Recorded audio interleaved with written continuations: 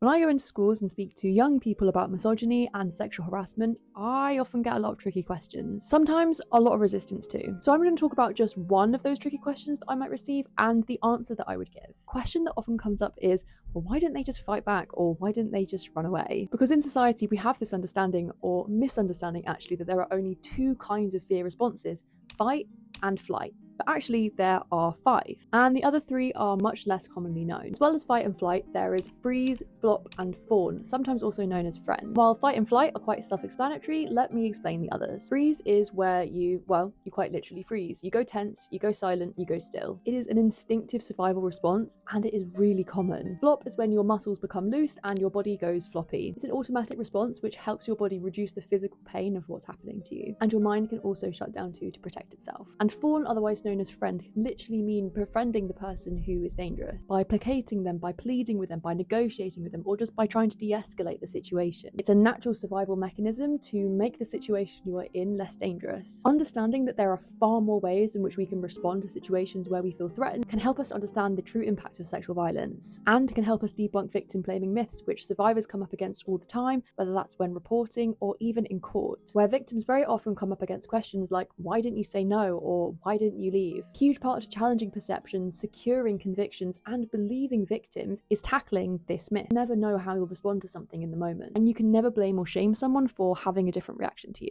If you have any other tricky questions you want a facilitator to answer, then pop them in the comments below.